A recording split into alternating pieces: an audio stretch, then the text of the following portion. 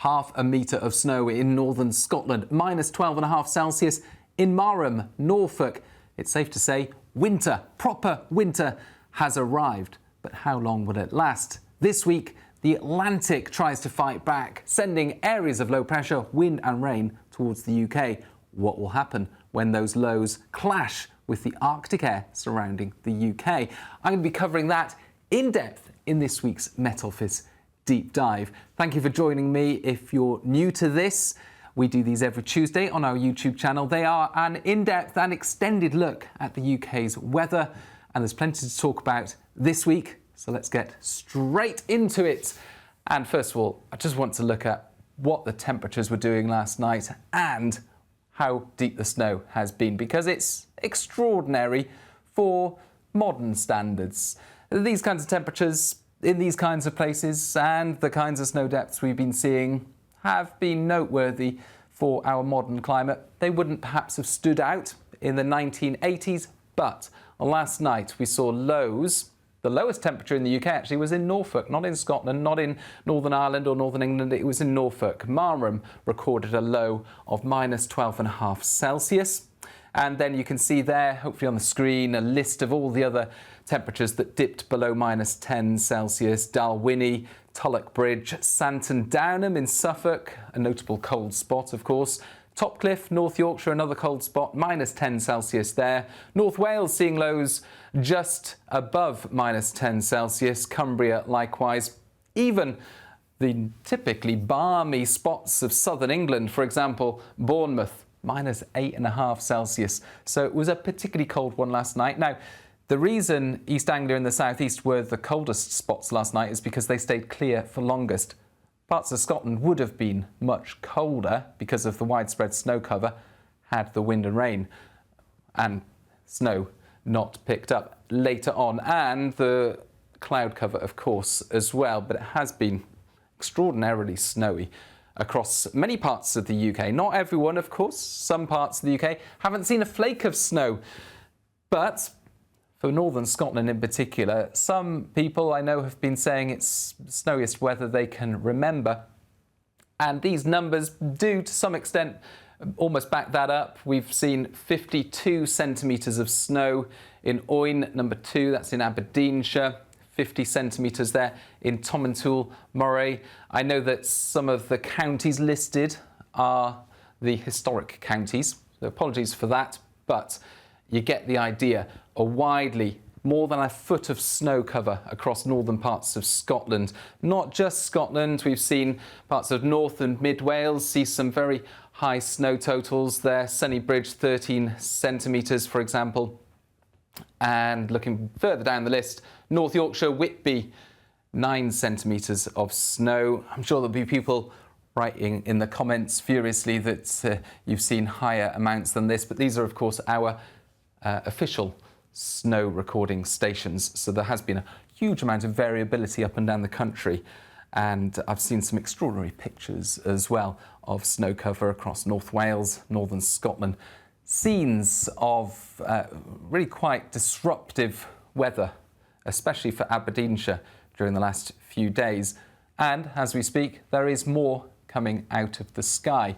What's going on and why has there been such variation across the country? Like I say, some places, particularly the more populated parts of the Midlands, the southeast of England, barely seen a flake of snow, if anything. And the reason behind that has been because the snow has been coming on these Arctic winds. I'm going to show the mixed precipitation radar, that's what we call it. It basically shows where it's been snowing and where it's been raining during the last 24 hours. And it gives a snapshot of the kind of situation we've been facing. Arctic winds, very cold winds directly from the North Pole, have hit the UK. And in these kinds of situations, it's always these sticky out bits, the bits that are most exposed to northerly winds. Northern Scotland, Northern Ireland, eastern parts of England, North and Mid Wales, for example, even parts of the southwest. It's those places that are sticking out there, catching the showers. But that stream of showers, of course, has been drying up over more inland parts of the UK. Beautiful blue skies for many, as opposed to snow.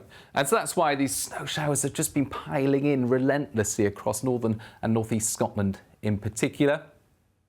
And that's why there's been such deep snow in that part of the world.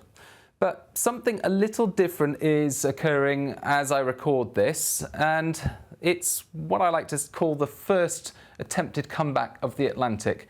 And we're going to see 3 of these attempted comebacks this week. The first one, this weather system bringing a relatively weakish weather front in from the northwest. Starting off as rain, that's what these blues indicate, Monday evening going into the night time. Rain pushing into western Scotland. Then as it bumps into the cold air, you can see the whites for many central and eastern parts of Scotland, southern Scotland into northern England, some whites there as well. So yeah, it's producing a real mixed bag of rain, sleet and snow, and it will continue on its progression southwards. Here it is, it's an occluded front, and I just want to show what the temperatures look like on that. You can see the cold air surrounding the UK, but this little blip as the occluded front contains something slightly milder. That mild air actually came from just to the south of Greenland, so it's not particularly warm, but it's mild enough that it's not entirely snow. It's a real mixture, a messy combination of rain, sleet and hill snow. What's going to happen with that system as it moves further south? Well, let's take a look.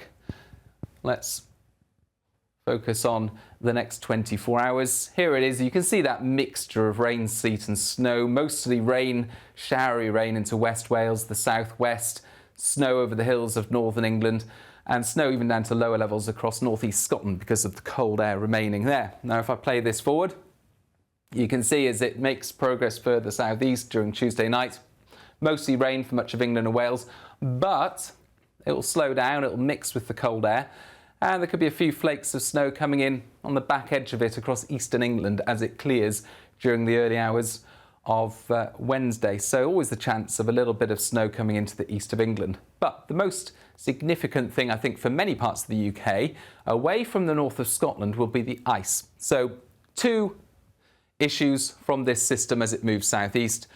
A further dumping of snow for those parts of Scotland that have seen some very significant snow, and then for many other parts of the UK, simply some slippery surfaces as that clears through.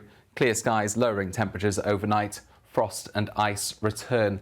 Here is a summary of the warnings for the start of Wednesday. Let's go back a touch. And what we've got is actually, if we go back to Tuesday, I'm going to zoom in and just give that amber warning a mention.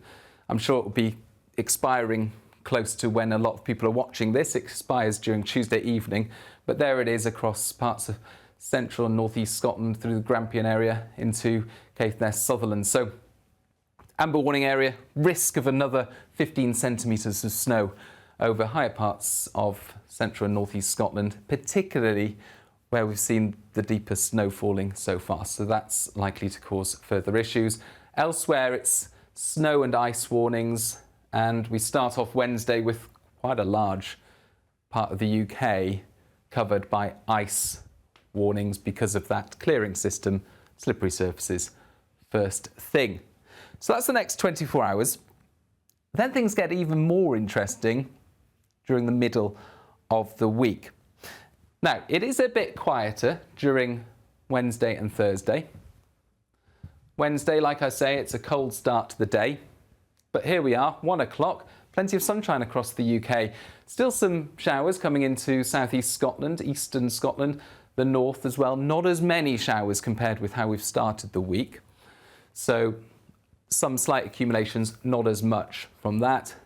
Additionally, we've got thickening cloud to the west across parts of Ireland, into the southwest of England. In between, plenty of sunny spells.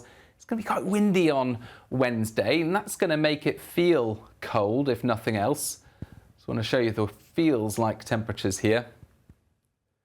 So these are Wednesday's feels-like temperatures. Just to toggle on the actual temperatures, 3 to 6 Celsius, feels more like -1, -2 Celsius in places because of that wind. But getting back to Wednesday itself, a reasonable day for many. No major snow and ice concerns. Still deep snow, though, hanging around for many, especially northern Scotland. Now, we go into Wednesday evening with another system trying to move in. And this is a very weak front. It also contains milder air. and it's likely to be mostly rain, a touch of hill snow for Northern Ireland. Mostly rain though as it pushes into Northern Ireland, Wales and the southwest of England. It then fizzles away as it moves into central parts of the UK. But this is where we are, 4 a.m. Thursday. A lot of cloud cover across the UK, some clear spells in the east and the southwest. But because of the cloud, actually, it's less frosty and icy first thing Thursday, but it's still going to be cold out there. Let's put the temperatures on. We're talking about 0, 1, -3 Celsius there. So eastern areas still seeing a frost. Where we've got the cloud cover, a bit more mixed, a bit more muted, milder, as you can see, where we've got the slightly less cold air just making inroads into the southwest. What happens then? Skip forward to Thursday afternoon, and you can see this big contrast across the UK. Now, we've still got the cold air for much of Scotland, Northern Ireland, northern and eastern England, but look down towards the southwest, parts of Cornwall, 10, 12, 8 Celsius, much milder than it has been. But it's also raining. We've got this heavy rain moving in. This is 2 o'clock. This is the start of a little bit of a tussle between the second attempted comeback of the Atlantic and the remaining Arctic air over the UK. And this is where it gets particularly interesting. Let's talk about the setup first of all. At the moment, we've got Arctic air over the UK. We can see that by putting the temperature on. And for the start of Wednesday at least, it's a very cold start. Likewise, start of Thursday, cold start across many parts of the UK. But at the same time, low pressure is arriving. Not just any low, this is Storm Gerretti, named by Météo France because of the likelihood of disruption from wind as the strongest winds run into northern France during Thursday night. So the French named it, but we will still experience disruption from it. Not only from wind, but also from rain and snow as it collides with the cold air. Where has Gerretti come from? Well, the jet stream is starting to get more active in the Atlantic. Now, we haven't talked about the jet stream for a while because we've had the winds coming from the north.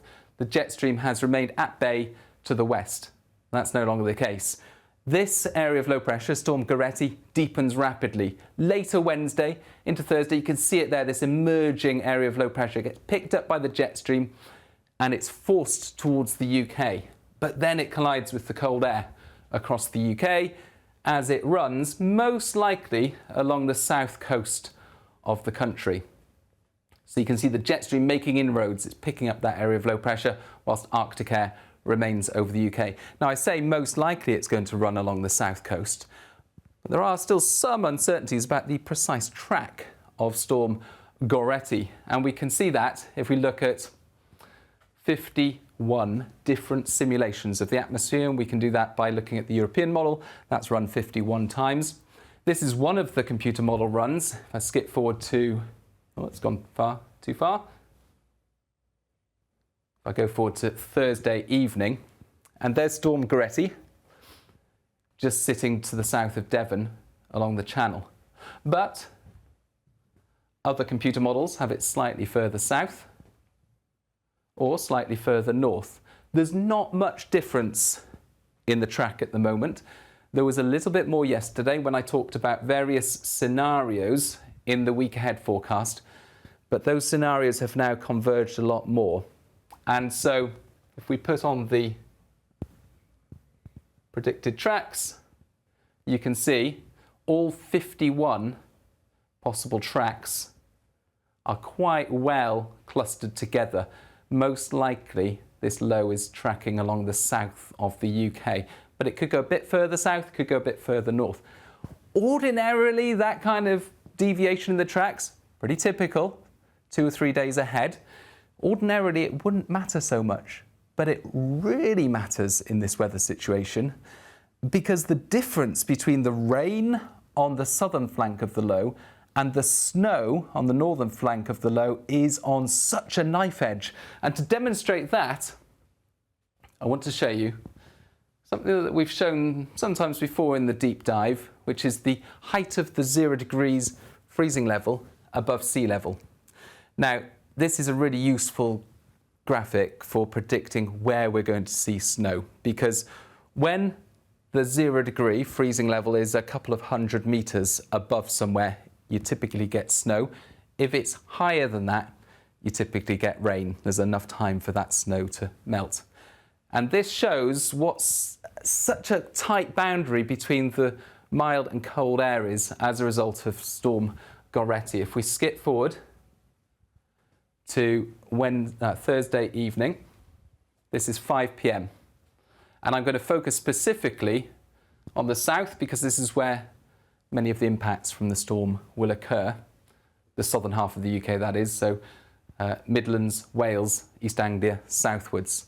And what you can see here at 5 p.m, green colours across the south of the M4 effectively, it's green. That means the freezing level is more than a kilometre above the ground. That means you're effectively going to get rain if anything falls out of the clouds.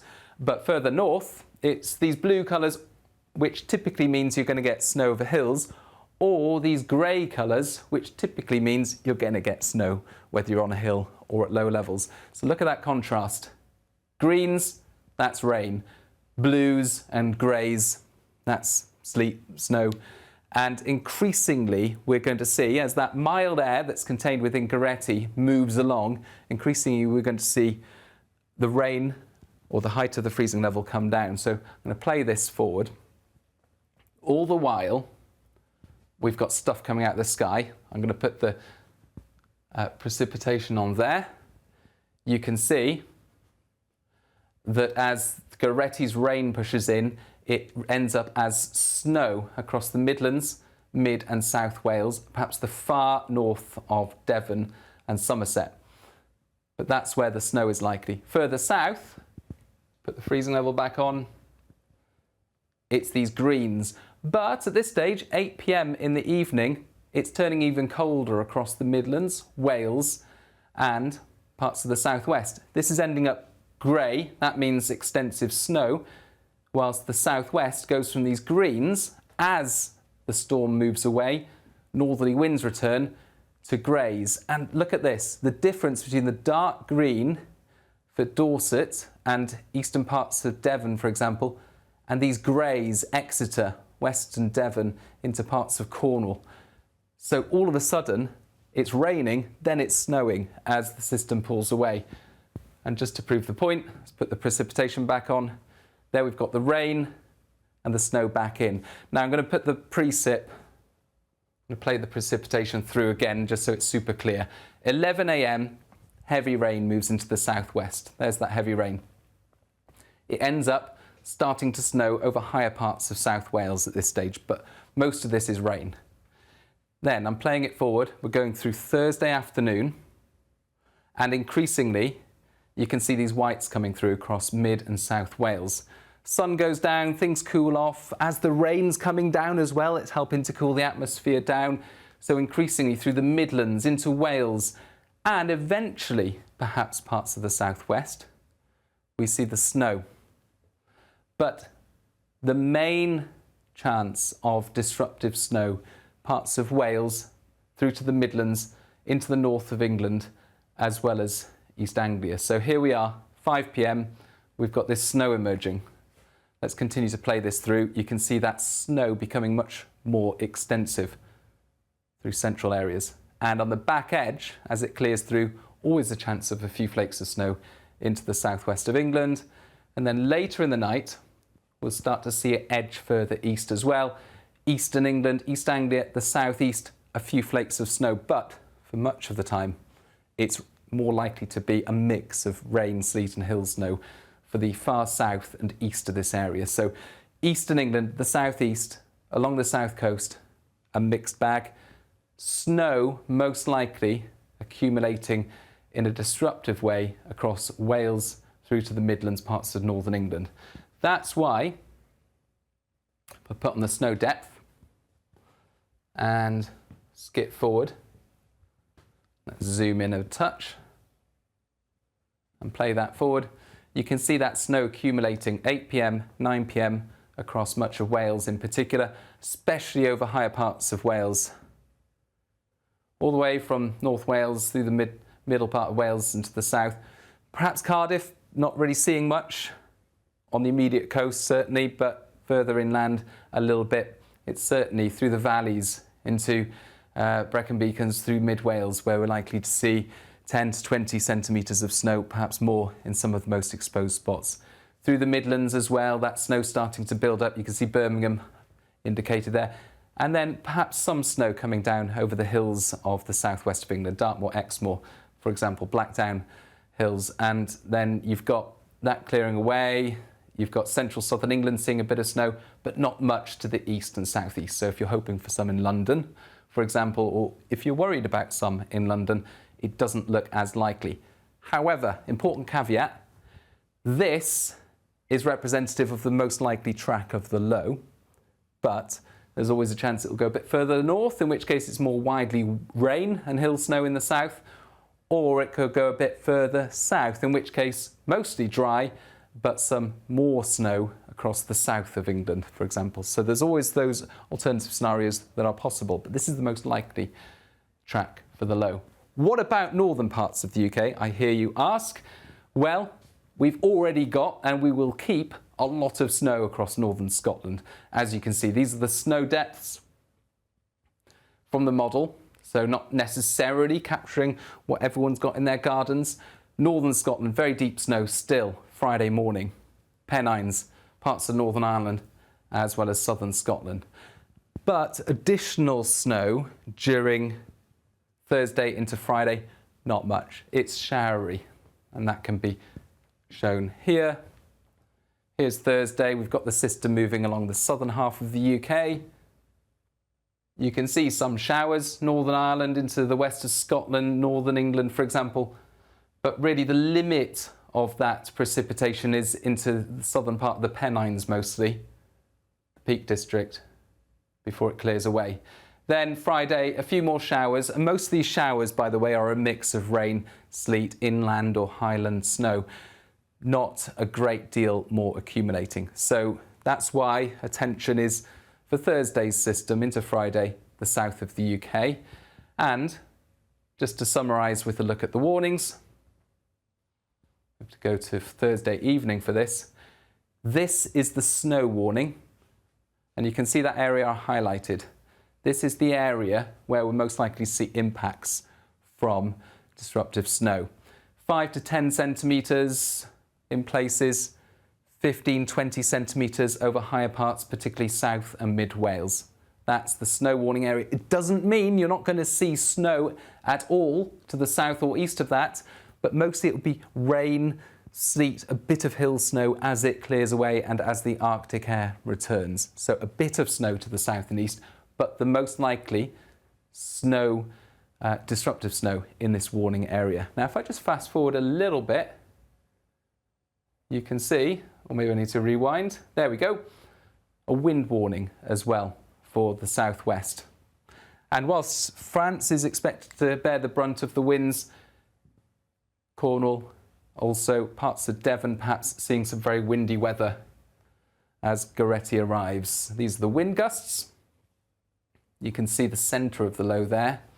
And again, this depends on the exact track of the low, but it looks likely that we'll see gusts around the southwest, particularly around coasts of 50, 60 miles an hour, and some of the most exposed parts of the far southwest, 70 plus. So rain and wind more likely to be an issue in the south, south of the M4. Bit of snow perhaps later as Gerretti moves away. Snow more likely to be an issue for Wales, the Midlands, into parts of the north of England during Thursday night into Friday. Then Friday itself, what are we looking at? Actually, mostly a fine day. It's an improving picture. As the low moves away, you can see it departing into the continent. A feed of showers for many. Still really quite cold. These are the temperatures. 2 p.m, 2 to 3 Celsius in the east. Staying below freezing where we've got snow over higher ground and still deep snow for many. And that will continue through Friday into Saturday. Saturday, lovely start to the weekend. Yeah, it's going to be cold. There'll be some ice and frost about, but look at that. Beautiful blue skies, crisp winter weather, not much wind. 2 to 3 Celsius across central and eastern parts of the UK, a bit milder in the southwest, kind of weather I love. But although the Arctic air returns for the start of the weekend, the Atlantic makes a third and perhaps final comeback during Sunday. And this is where it gets, well, once again, a little bit uncertain, because we're still 5-6 days away and this low doesn't even exist at the moment. However, it's likely to be a much bigger low when it turns up to the west of the UK. Its weather front, rain-bearing weather front, moving into the west is likely to slow down as it bumps into really quite cold air to the east. And you'll see there the isobars are pointed more from the south. So as that happens, you can see that front's likely to slow down, the wind's running parallel to it. And as that front slows down, if it really is quite slow, it brings a risk of further snow on its forward flank. So that's another one we need to watch for Sunday. Plenty going on over the next few days to keep us occupied, but I'm sure when it comes to Friday's Weather Studio Live, 12:15 on our YouTube channel, we're going to be talking a lot about this next low as it attempts to bring rain in from the west, potentially ending up with another period of snow in some places. And it sets the scene, thought could be an interesting week next week. We've got the Atlantic getting its act together. We've got the jet stream becoming more powerful, but we've also got the cold air being shunted to the east of the UK as quite a stubborn block of cold. So let's take a look at the most likely weather patterns through next week and what that could mean for chances of winter returning. Very briefly, I want to show you this. This is Wednesday next week, and this is what happens when we run the computer models many times, more than 250 times, looking at many different computer models. And this gives a summary here of the most likely weather patterns for Wednesday, the 14th of January. 13% chance, low pressure to the northwest, and a mild southwesterly airflow. So above average temperatures, that's what these reds and oranges show. Very similar here for the second most likely weather pattern, low pressure to the northwest, mild west-southwesterly winds. And the third most likely there, low pressure to the west. So although there are low percentage chances here, they all add up to roughly the same thing.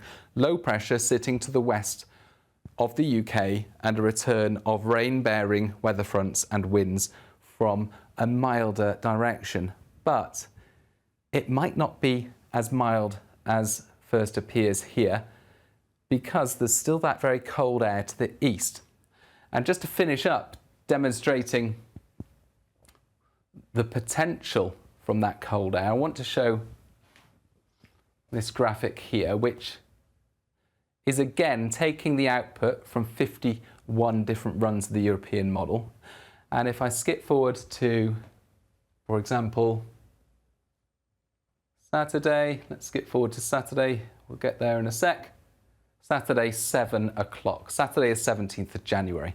Now, this is from the main operational run of the European model, and it shows what I was just talking about for that Saturday, 17th of January, low pressure sitting to the northwest of the UK, milder southwesterly winds. But it also shows this very cold air to the east of the UK.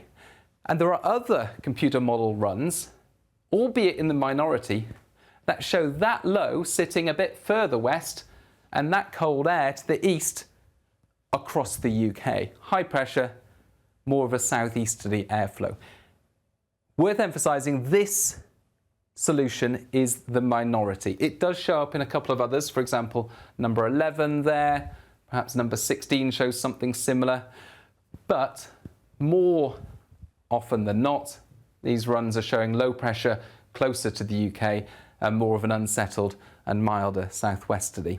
What I'm getting at here, to summarise, is that next week low pressure is likely to return from the west. It's likely to bring spells of rain, again from the Atlantic, and push the Arctic air to the east of the UK.